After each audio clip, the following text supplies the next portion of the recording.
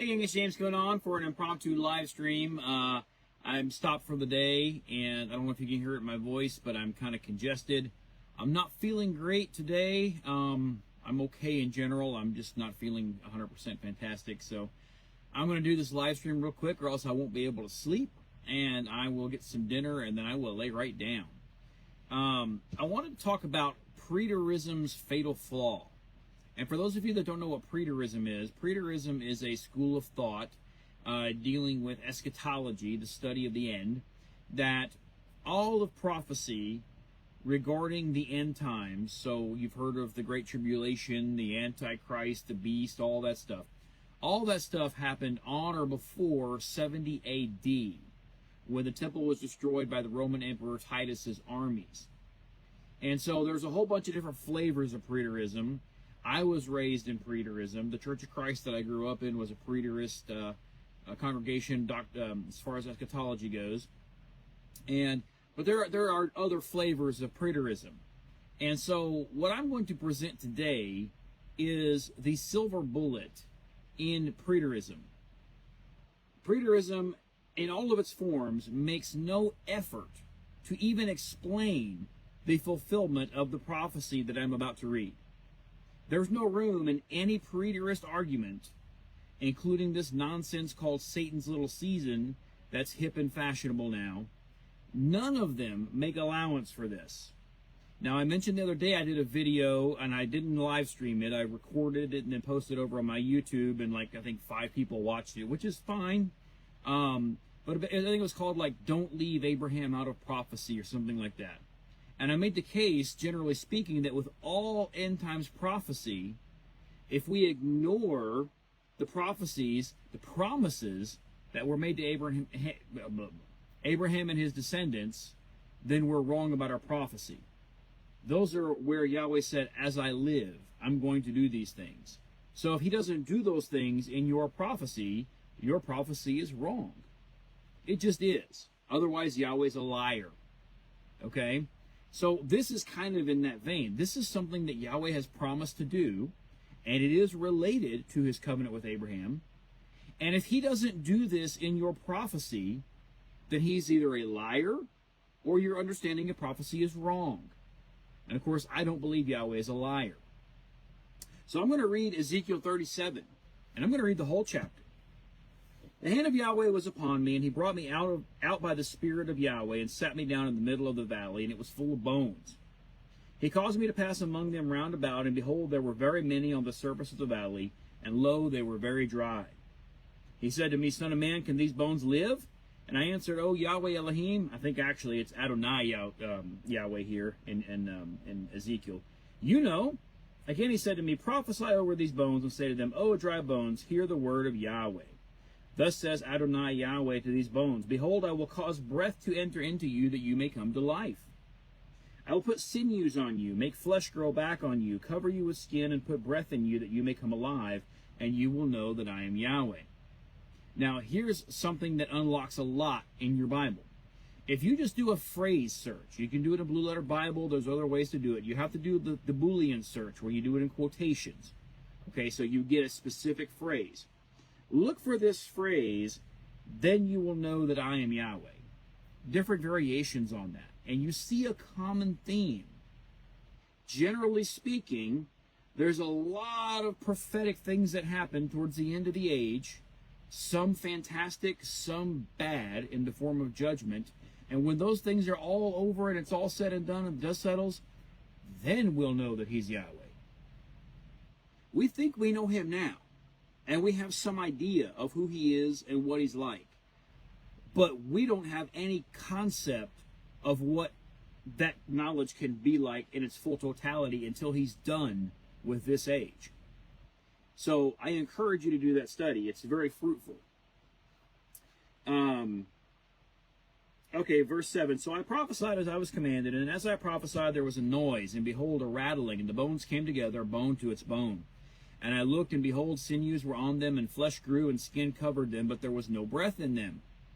Then he said to me, Prophesy to the breath, prophesy, son of man, and say to the breath, Thus says Yahweh Elohim, or Adonai Yahweh, Come from the four winds, O breath, and breathe on these slain, that they may come to life.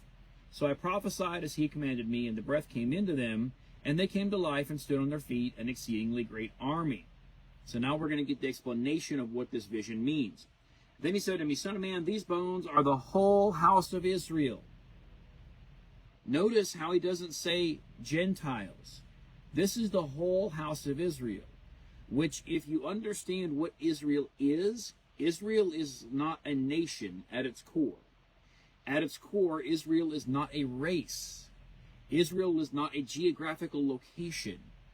At its core, Israel is a people in covenant with the God of Israel. That's period. That's Romans 11. I could keep going and going and going. There are tons and tons of scripture that detail this for those that have eyes to see. So he's talking to the whole house of Israel here. Behold, they say, our bones are dried up and our hope is perished. We are completely cut off. Therefore prophesy and say to them, Thus says Adonai Yahweh, Behold, I will open your graves and cause you to come up out of your graves, my people, and I will bring you into the land of Israel. Now, we could have just interpreted this spiritually, as being like a spiritual rebirth, like a revival kind of thing, until that last phrase, where he said, after this moment happens, he's going to take these people into the land of Israel. Why would he do that? I don't know. Maybe it's because he promised Abraham, and he's not a liar.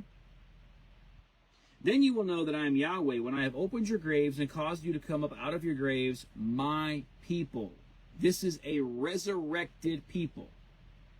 I will put my spirit within you, and you will come to life, and I will place you on your own land. Then you will know that I, Yahweh, have spoken and done it, declares Yahweh. So this is a very clear description of a resurrection. And we have all of these prophecies in the Old Testament.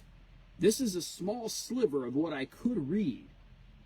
All of these Old Testament prophecies basically saying the same thing, and none of that happens in preterism. None. There's no room for it. I've never seen a preterist teacher of any persuasion demonstrate how this happened historically. So, this is the resurrection. So, presumably, according to preterists, Jesus, Yeshua came in the year 70. Did this happen in the year 70? Where's the evidence that it happened in the year 70? Where's the evidence of the resurrection? The Satan's Little Season guys will point to cathedrals over in the Byzantine Empire with saints painted with their sun god halos around their heads, and they will say, see, this is evidence. These are actually paintings of the resurrected saints. Really? Really? Verse 15, the word of Yahweh came again to me, saying, And you, son of man, take for yourself, you, son of man. Who do we call the son of man? The Messiah? It's interesting. When you do a phrase search for son of man in the scriptures here, you find that more for Ezekiel than you do the actual Messiah. I don't think that there's, I don't think that that's a fluke. He doesn't call Jeremiah the son of man repeatedly. He doesn't call Isaiah son of man repeatedly. These prophecies, he's saying, son of man, do this. And these are things that we actually see the son of man doing.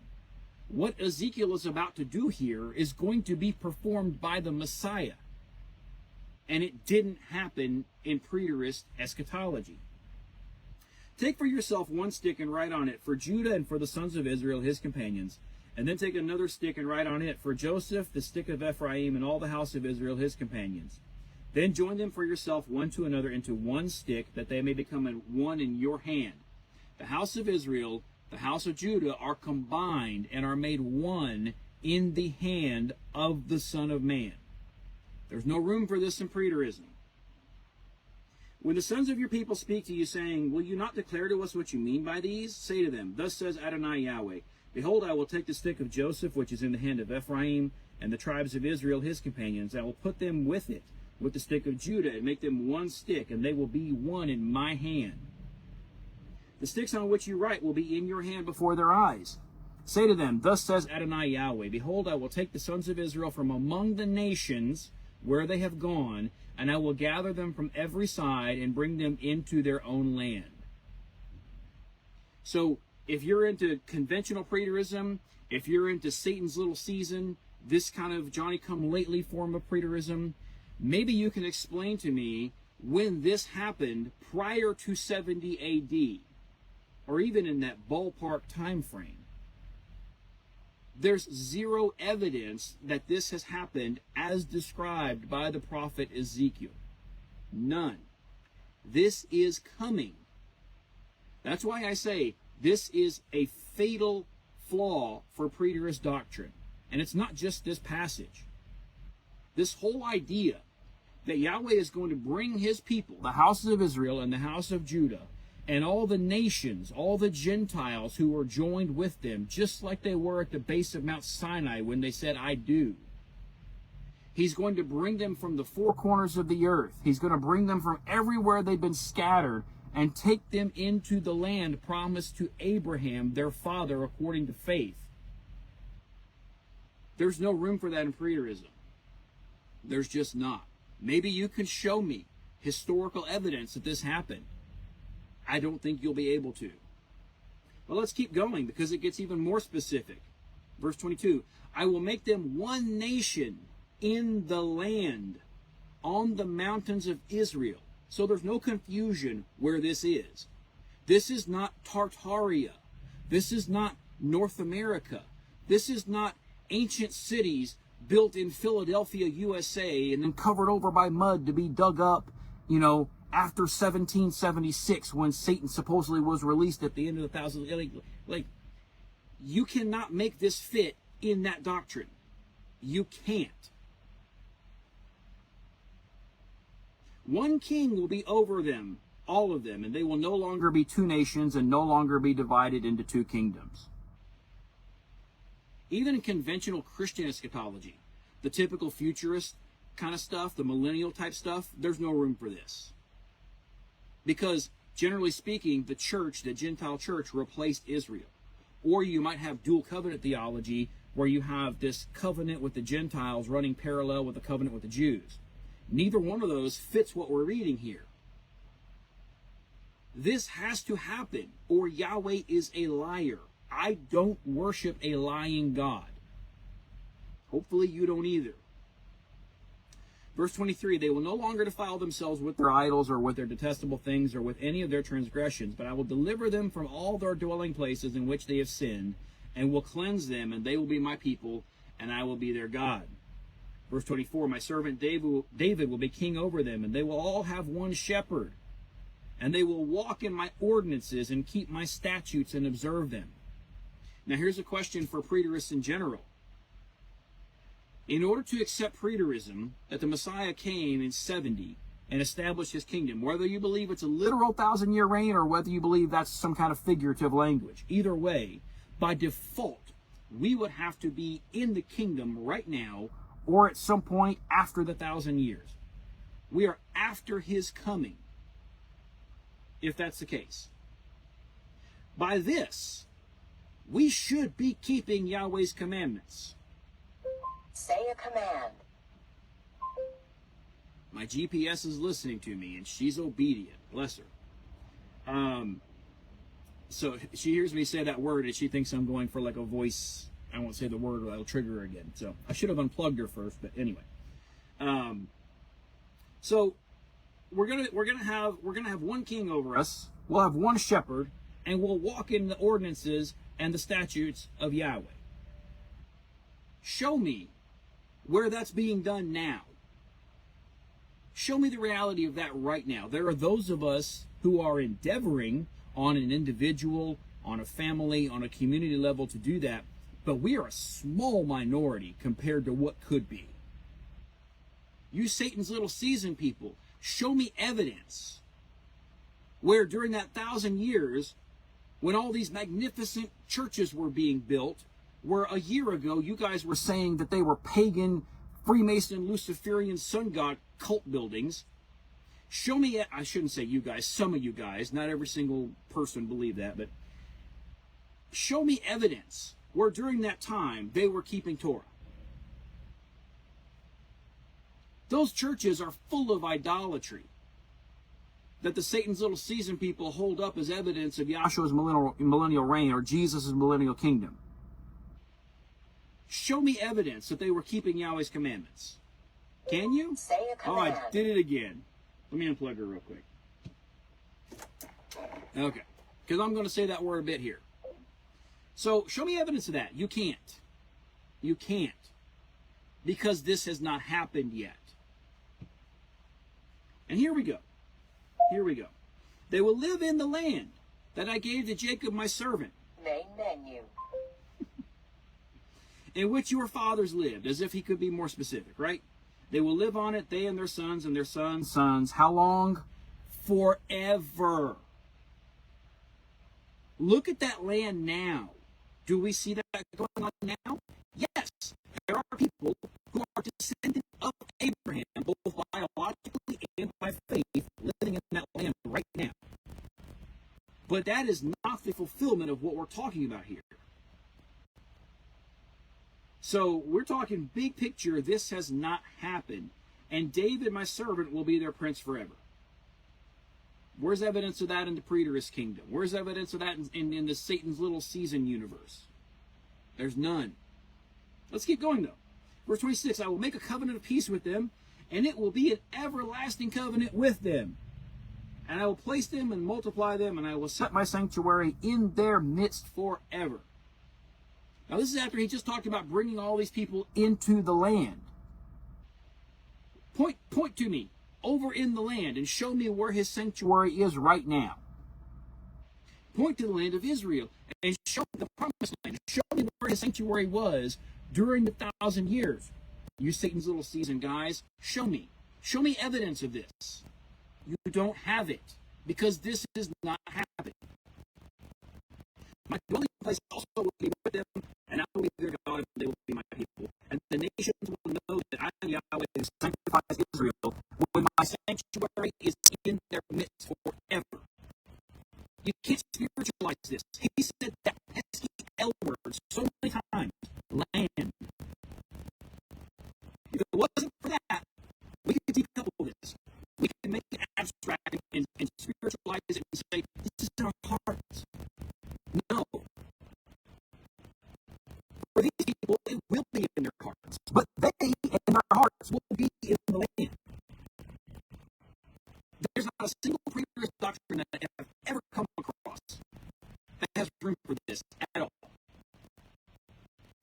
If you are someone who is aware of these prophecies and you believe in Satan's little season or any other form of preterism, there is some cognitive dissonance there. You are believing two things as true that cannot both be true. You're going to go ahead and pick one. Either these prophecies will be fulfilled and Yahweh keeps his word, or these prophecies are not going to be fulfilled and he's a liar. Those are the two choices. Now, I realize that I'm coming across as very firm on this. There's a reason for that. Because our understanding of this impacts how we live our lives. Our understanding of this impacts how we implement the word into our lives. Maybe for some of you, this is just head knowledge that you just get off on. I don't know. In theory, when we read the words of this book and we bring them into us, it should be something that we are able to walk out. If we are walking out believing that these prophecies never happen and are not going to happen, we have undermined the credibility of this book. Because this whole book, even in Galatians, Paul is still referring back to the promises made to the fathers.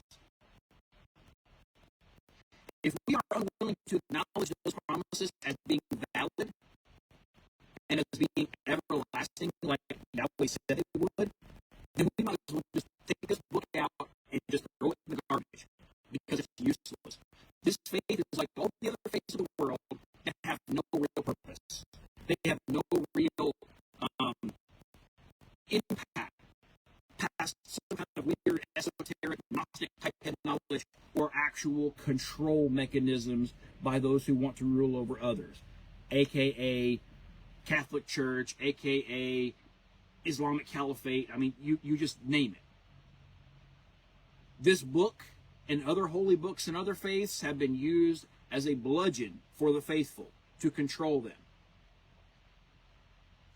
This book here has life in it, but that life is not a part of your life unless you actually accept what was said by the one who gives the life. If you can't accept his words here as being valid, you will not embrace the life that's in this book. You might think you are, but there's this thing called the tree of the knowledge of good and evil. It's got knowledge, and it's got good knowledge, but there's no life in that tree.